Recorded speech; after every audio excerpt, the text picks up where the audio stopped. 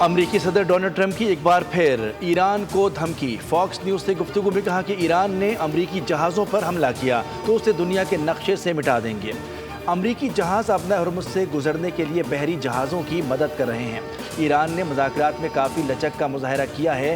خطے میں امریکی فوج کی موجودگی برقرار رہے گی۔ امریکہ کی فوجی تیاری جاری ہے۔ ہمارے دنیا بھر میں اڈے ہیں، وہ سب ساز و سامان سے لیس ہیں۔ ضرورت پڑی تو ہم تمام سامان کو ضرور کریں گے۔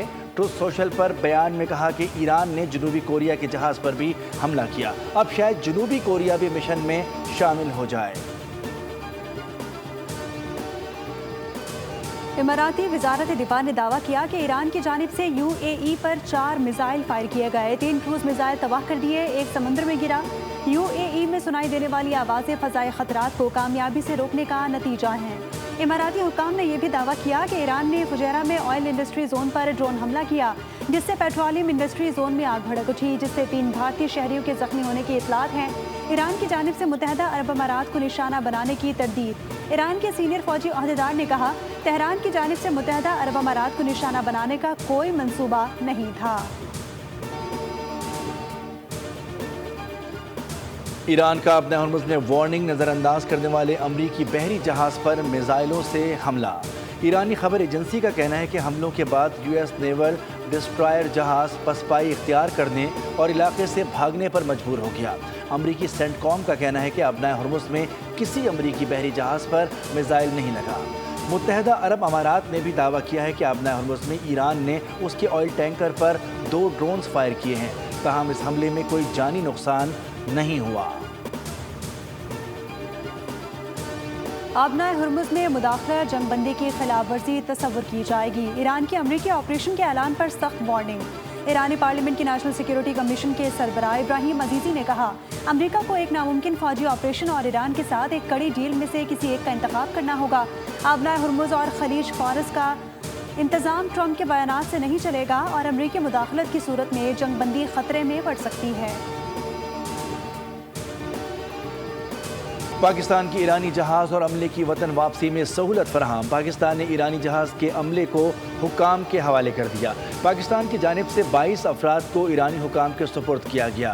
جہاز کو بھی مرمت کے بعد پاکستان کی سمندری حدود سے واپس ایران کے حوالے کیا جائے گا۔ نائب وزیر اعظم اسحاق ڈار نے کہا ہے کہ اقدام خطے میں اعتماد سازی کے لیے اہم پیش رفت ہے۔ ترجمان دفتر خارجہ نے کہا ہے کہ پاکستان خطے میں امن کے لیے جاری ثالثی کوششوں کو جاری رکھے گا۔ ہم مکالمے اور سفارتکاری کو فروغ دینے میں اپنا کردار ادا کرتے رہیں گے۔ نائب وزیر اعظم اور وزیر خارجہ اسحاق ڈار کی ایرانی وزیر خارجہ عباس عراقچی سے ٹیلی فونی گفتگو۔ دونوں رہنماؤں نے اہم علاقائی صورتحال پر تبادلہ خیال کیا۔ خطے میں امن و استحکام کے لیے پاکستان کی جاری کوششوں پر بات چیت کی۔ ایرانی وزیر خارجہ نے ثالثی کے لیے پاکستان کے مثبت کردار اور پرخلوص کوششوں کو سراہا۔ اسحاق ڈار کی ناروے کے نائب وزیر خارجہ سے ملاقات ہوئی۔ ترجمان دفتر خارجہ کے مطابق دونوں رہنماؤں نے خطے کی بدلتی ہوئی صورتحال پر تفصیلی تبادلہ خیال کیا۔ اسحاق ڈار نے علاقائی امن و استحکام کے لیے پاکستان کی سفارتی کوششوں کو اجاگر کیا۔ Was not the victory of weapons alone. It was a triumph of resolve. It was a triumph of unity. Pakistan stood as one. Our armed forces fought with courage, discipline, and honor. Victory is measured by dignity preserved, by sovereignty defended, by the message sent to the world. معرکہ حق پاکستان کی تاریخ کا سنہرا باب ہے۔ پاکستان کی فتح کو 1 سال مکمل ہونے پر سندھ حکومت کی جانب سے شاندار تقریب۔ چیئرمین پیپلز پارٹی بلاول بھٹو نے خطاب میں کہا کہ معرکہ حق کے دوران ہر پاکستانی نے اپنا کردار بھرپور انداز میں نبھایا۔ پاکستانی قوم نے میدان جنگ میں دشمن کو شکست دی۔ پاکستانی سفارتکاروں نے بھی سفارتی محاذ پر بھرپور انداز میں دشمن کا مقابلہ کیا اور دنیا کو واضح پیغام دیا کہ پاکستانی قوم جھکنے والی نہیں ہے۔ انہوں نے مزید کہا کہ یہ کامیابی قومی یکجہتی، قربانی اور مشترکہ جدوجہد کا نتیجہ ہے جس پر پوری قوم کو فخر ہے۔ آپریشن ایک کی کچھ گھنٹوں میں بھارت مقابلہ نہیں کر سکا اور یہ کامیابی ہماری آرمڈ فورسز کی تھی۔ خوشی کا دن ہے۔ معرکہ حق ہوا اور جب ہماری فورسز نے دشمن کو منہ توڑ جواب دیا تو وہ دن کسی عید یا کسی تہوار سے کم نہیں تھا۔ 1 سال قبل بھارت نے پاکستان کی جانب میلی آنکھ سے دیکھا، جس کا پوری قوم اور مسلح افواج نے متحد ہو کر جواب دیا۔ چند گھنٹوں میں بھارت کو ایسا جواب ملا کہ اسے اپنی اصل حیثیت کا اندازہ ہو گیا۔ پوری قوم اس وقت متحد تھی اور حالات کا بھرپور مقابلہ کیا گیا۔ وزیر اعلیٰ سندھ مراد علی شاہ کا تقریب سے خطاب، کہا کہ بھارت نے ایک آپریشن شروع کیا اور اس کا الزام پاکستان پر ڈالنے کی کوشش کی۔ سینئر وزیر شرجیل انعام میمن نے کہا، ہمارے افواج نے بھارت کو عبرتناک جواب دیا۔ دشمن کو منہ توڑ جواب دینا ہمارے لیے عید کا دن تھا۔ پاکستان ایک مضبوط ملک ہے۔ بھارت کے ساتھ کشیدگی کے دوران عالمی سطح پر پاکستان کا دو ٹوک موقف سامنے آیا۔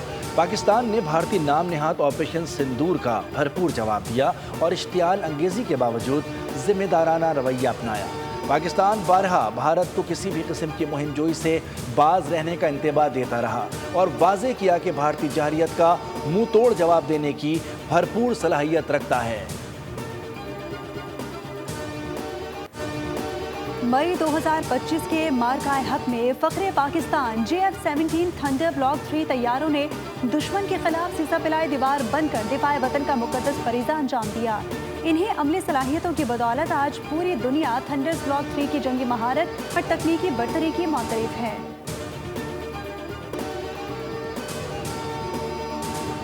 جنوبی وزیرستان کے علاقے اعظم ورسک میں پاک فوج کی پوسٹ پر خوارج کی جانب سے بارود سے بھری گاڑی کے ذریعے خودکش حملے کی کوشش ناکام بنا دی۔